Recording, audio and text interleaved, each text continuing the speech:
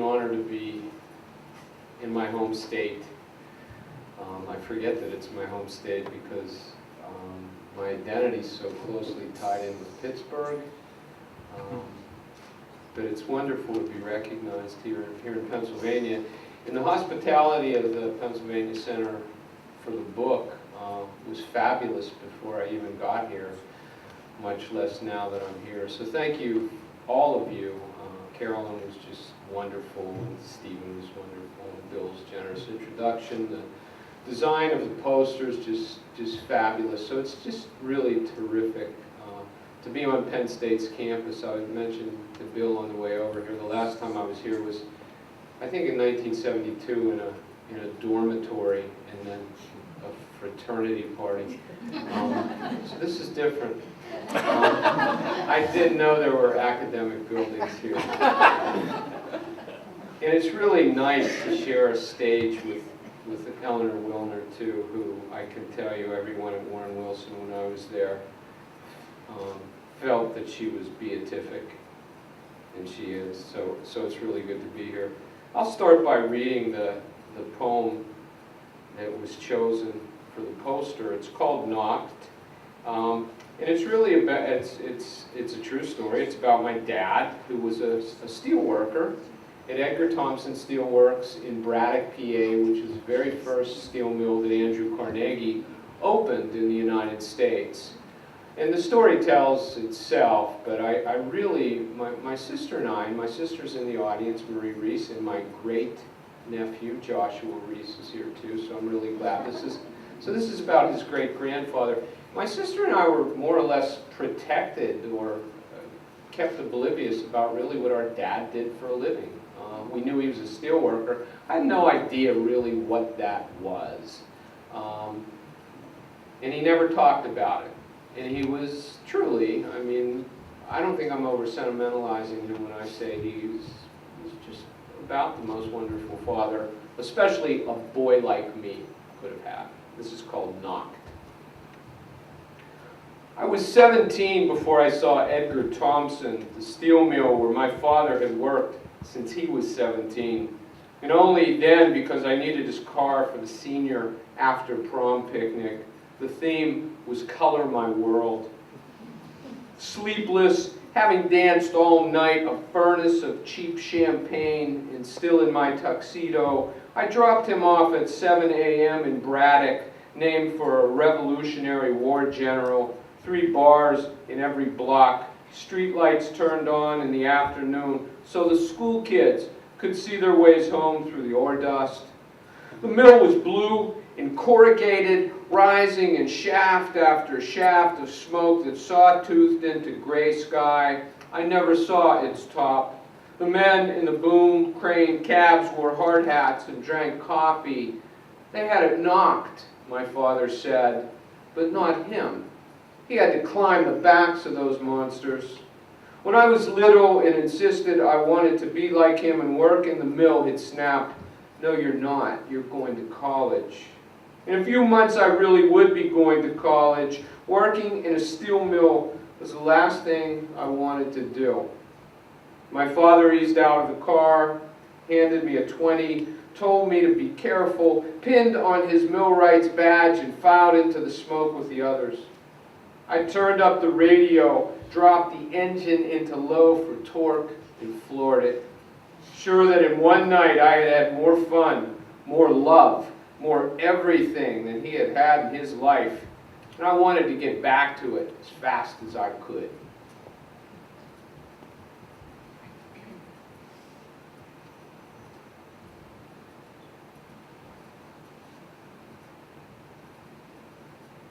I did something I never do, ever. I marked the pages from the poems I would read from, and I still can't find them. This is called The Electrifying Vernacular of Escape. It's for my sister Marie, who's here. My sister was just a committed reader when we were kids. She just read and read and read and read and read all the time. And I just remember always reading. And my mother was just undone by the fact that my sister was reading all the time. It just harped all the time at her that all you do is read, all you do is read. And This kind of commemorates that antipathy. As a girl, Marie read so much my mother branded her lazy, a withering accusation in our house of ceaseless toil. In her way, Mother was a Calvinist. She believed in mortifying the flesh, denaturing will. Work took your mind off things. It's nothing, she liked to say of our discomfort. Just thank God you have arms and legs. Each page Marie turned, each flight of make-believe described a stray footprint on the carpet, a dirty saucer on the sideboard, the newspaper left overlong on the ottoman. Words possessed of focused untidiness, immodest, black as Negroes, violating the pristine doily of the page.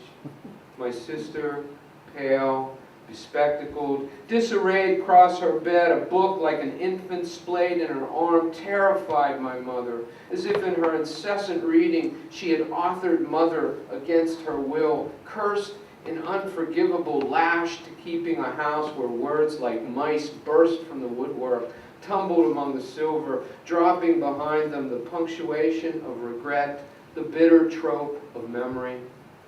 Adhering to vows of silence and obedience, Marie said nothing. She would close her book, clip its place with the holy card of the Virgin, pressed dutifully through the house like a captive forced to char, scouring porcelain, mopping linoleum, redding soiled linen from the beds, whatever homage the raised octaves of my mother required.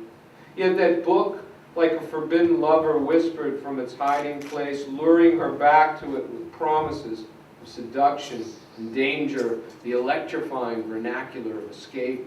It was just a matter of time before she slipped into its pages and disappeared.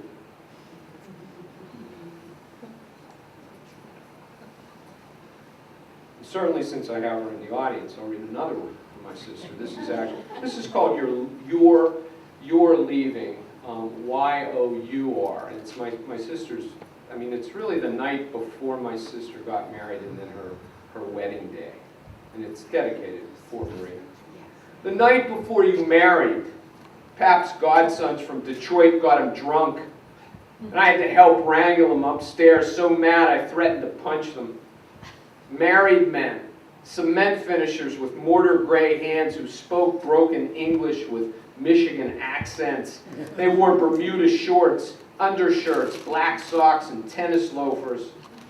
My outrage made them laugh. A father marrying off his only daughter, his best girl after all, is entitled on the eve of the wedding to drink as much as he wants. Pap laughed too, but he felt sorry for me. Like them, he figured I was still innocent. We laid him in my bed. Mother wouldn't sleep with him, stupid drunk, the night before his daughter's wedding. She blinked the porch light off and on to signal you in from kissing your fiancé in his red MG, the first Protestant to marry into the family. No wonder Pap got drunk.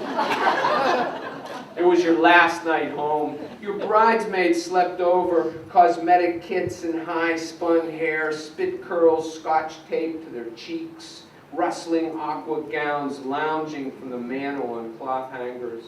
The six of you stayed up all night in moo-moos, laughing and eating popcorn. Downtown, the groom and his ushers cheered the strippers at the Edison Hotel. I had nowhere to sleep, so I crawled into your empty bed and began my apprenticeship as an only child. The next day, Pap got up and donned his morning suit. The girls descended the porch steps in single file, heads bowed over nosegays, as the photographer stilled each for posterity. And you, only 20, behind them, without hesitation, disguised in wedding dress and veil, perfect in all the ways a bride desires to be, the repeated click of the camera, documenting those first irrevocable seconds of your leaving once and for all, while upstairs Mother sat on the edge of her bed, still in a house dress. I'll read two more.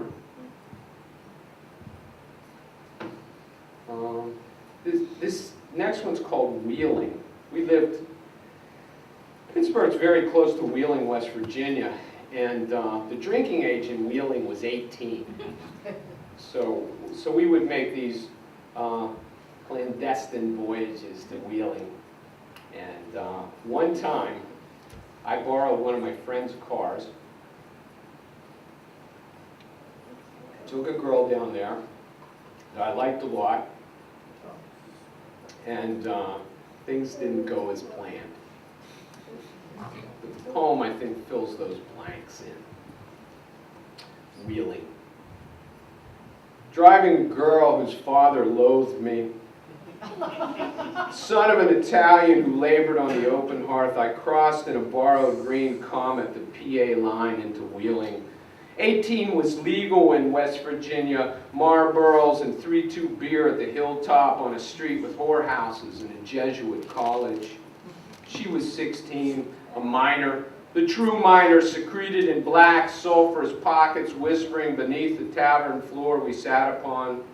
The jukebox was loud and country. It was easy to ignore the charge being laced under us. My girl was drunk and singing along, Loretta Lynn, Tammy Wynette, though she didn't know the words. The way folks mouth like speaking in tongues when the spirit lays hold of them.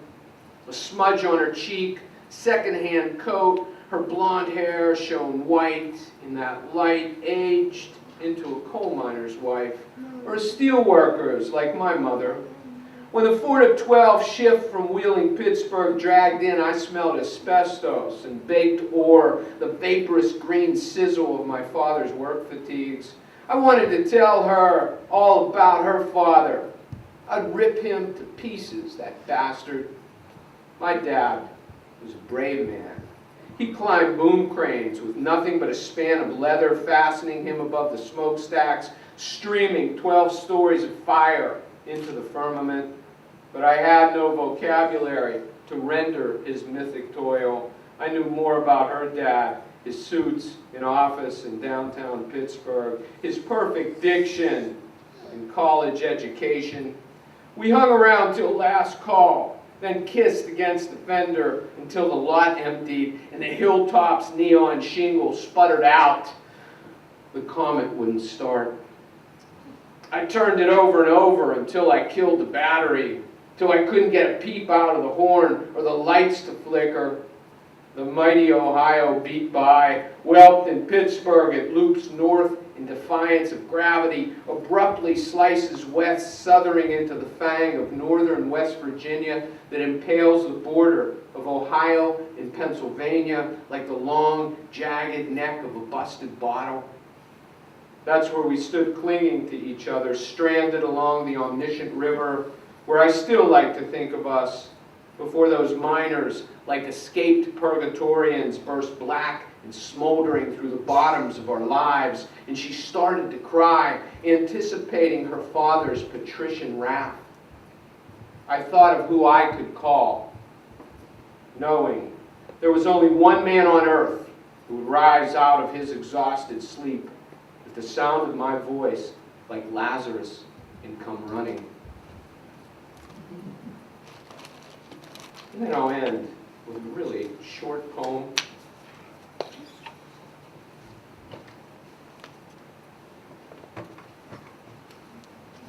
called My Father's Hat. And again, I really can't tell you what an honor this is to be here reading these poems. And just, you know, the poster actually has a dedication like that. Got a good dad. My father's hat. My father owned a soft brown fedora. As a child, I loved to smell the inside of it. The satin-lined crown with its coat of arms, 2 winged griffins clutching between them, a shield flourished with New York, against which crested the roof of his head, then sealed with glassy batting, as if chambered within lay a secret reliquary, the eye teeth of Aquinas, the still beating heart of Thomas à Becket. Something secret tithing me as my father's son to this sacred hat. Thank you so much.